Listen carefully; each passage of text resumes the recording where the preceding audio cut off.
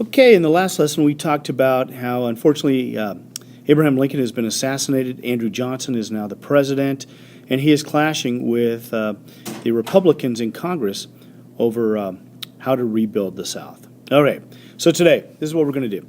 The South, even though they've been defeated in the Civil War, many of them are still very, nobody likes to lose, I guess. And they are still clinging to that kind of pre-Civil War mentality.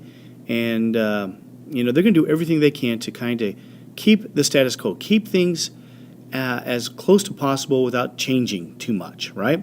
So the first thing they do is they start to pass black codes. Black codes, which are laws passed by southern states that are going to limit the rights of the freedmen. Remember, the freedmen are the former slaves, all right? And so how do these black codes affect the freedmen? Well, it does give them a couple benefits, and one is they could marry now legally, and they could own some property, right? But really the idea of these black codes is to make sure that the freedmen do not get political or economic power, all right? It forbids them to vote, to own guns, to serve on juries. Many states even say that only job that they can have is to work on farms and former plantations.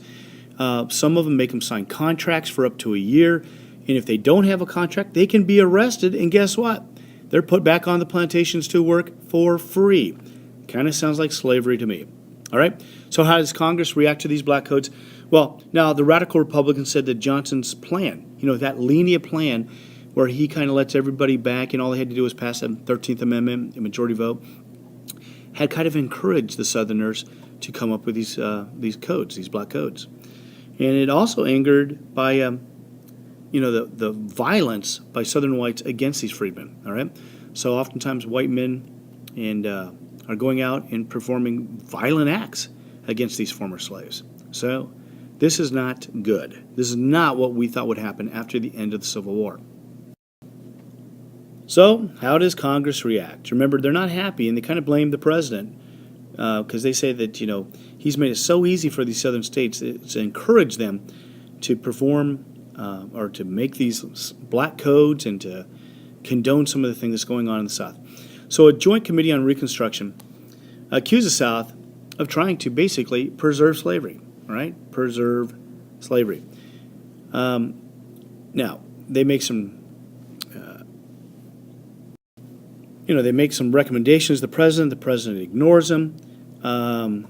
So now members of Congress, because the president has ignored their report, they are going to take control of Reconstruction. So members of Congress called the Radical Republicans, they are going to take control of Reconstruction. They're going to take it away from the presidency, all right? And they're able to do that because, they are going to gain the majority in the House and Senate. Now, you have two leaders that you really need to know about, okay? And one is Charles Sumner. Remember, Sumner was the guy that was beaten by the cane by Congressman Brooks. Remember, it takes him almost 3 years to recover. So he is leading the Senate. And a guy named Thaddeus Stevens, who is in the House of Representatives, so those two guys, one in the House and one in the Senate, are going to kind of lead the way. They're going to be the leading radical Republicans.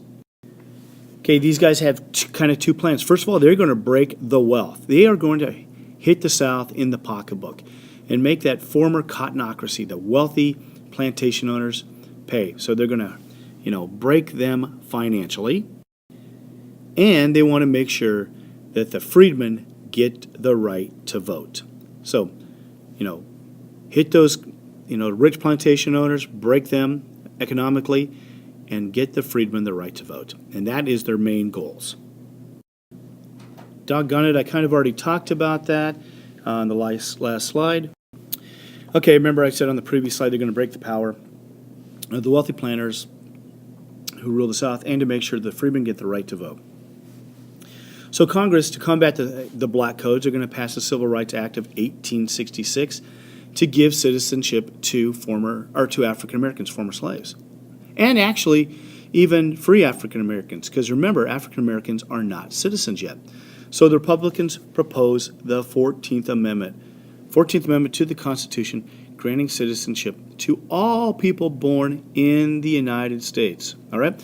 It also guaranteed citizens equal protection of the law and said that no state could deprive any person of their life, liberty, or property without the due process of law, which means, you can't take away their life, you can't take away their liberty, put them in jail, and you can't take away their property without at least a trial.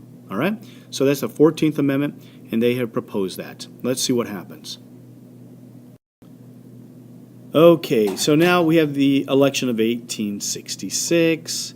President Johnson opposed the 14th Amendment. Okay, this is the midterm election, by the way. Okay, so elections of 1866. President Johnson actually says, I don't support the 14th Amendment. I do not support giving freedmen and former African Americans, or former slaves, citizenship. And he urged the voters to reject the Radical Republicans. Now, violence that is still continuing on in the South convinced many Northerners that, this isn't working, the president is weak, he is not taking a strong enough stand, and that strong measures need to be taken, so they backed the Republicans. Now, that means the Republicans are going to win the majority in both the House of Representatives and the Senate. Okay, so Congress, both the House of Representatives and the Senate, are now dominated by Republicans. All right, so they have the power to override vetoes. Doesn't matter if the president wants this or not; they are going to have their way. So, this period after the election is called Radical Reconstruction. All right, so Congress passes the first Reconstruction Act in March of 1867, which throws out the state governments that refused to ratify the 14th Amendment. Remember, the 14th Amendment is, again, the citizenship for African Americans. All right? And remember, the president has urged people not to vote for this. All right.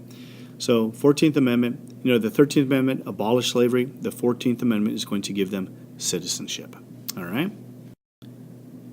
Now, let's just briefly look over this again. All right, remember President Lincoln's 10% plan? Remember, he said that 10% of the voters must swear loyalty to the Union and they must abolish slavery. And then everybody could have come back in. That is actually pretty generous and pretty weak. And many people would argue that that same kind of empowerment that the Southerners feel to still, have these kind of feelings towards former slaves, it doesn't say anything about, having to be fair to the freedmen. It doesn't even talk about citizenship or give them the right to vote, does it? So even if Abraham Lincoln's 10% plan had passed, I think that you would have still seen some of these atrocities still happen to former slaves. All right. Remember the Wade Davis bill. The Wade Davis bill was passed by the Republicans in Congress in 1864. It said a majority of white men must swear loyalty and that former Confederate volunteers cannot vote or hold office. And unfortunately, that's probably not a good idea because many, many people in the South had volunteered. So that almost seems a little too harsh. So now let's look at President Johnson's plan. All right. He said a majority of men must swear loyalty, and they must ratify the 13th Amendment, which, banned slavery. But guess what? Former Confederate officials still could vote, and they could still hold office. I remember you have the former vice president of the Confederacy, who is now a senator. So that's not a great plan. All right. Now let's look at the radical Republicans. Okay. So they said all state governments in the South must be disbanded. Wow. They must write an entirely new constitution. They must ratify the 14th Amendment. And African American men must be allowed to vote.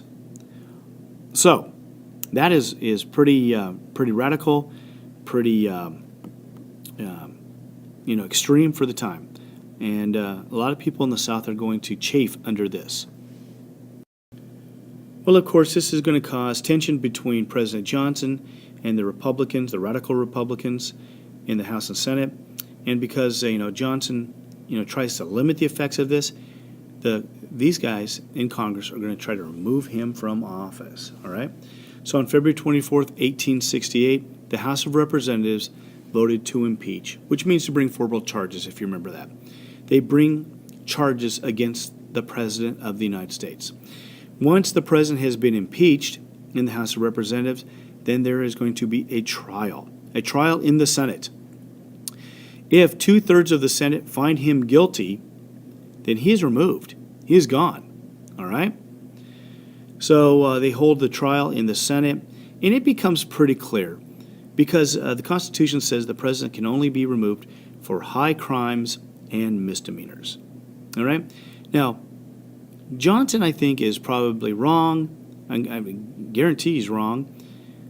But it's not a crime, to have a different opinion, to maybe oppose some of these things the radical Republicans are trying, is probably morally wrong, but it's not a crime.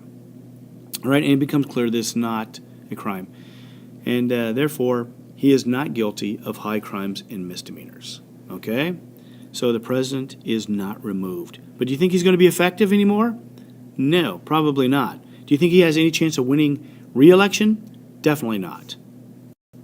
So here's a picture of the trial. I mean, it was the hottest ticket in the nation. It lasts for 11 weeks.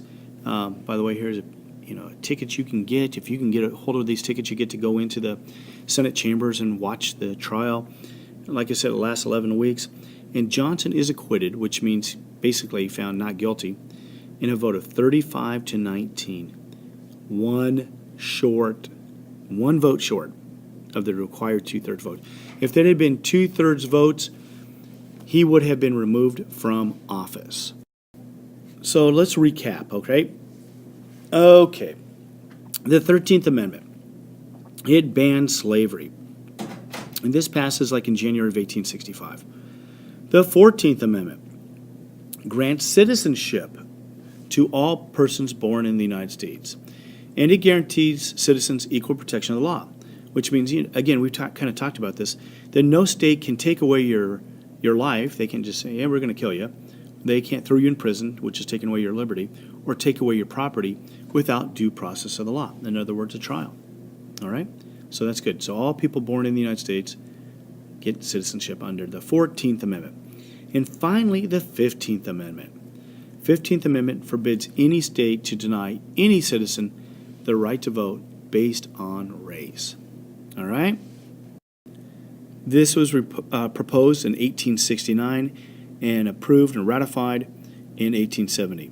So now all African American men over the age of 21 now have the right to vote. So slavery is gone. They are citizens now, and they have the right to vote. All right? So they've made a lot of progress, but still, do you think that people in the South are still going to treat them fair, equitable? Do you think that people in the North are still going to see them as equal? No, probably not. This fight for civil rights and equal rights is going to last, well, even till today. And for a time, it actually becomes very, very bad being an African American living in the United States, especially in the Deep South. All right? So that's where we're going to leave you today.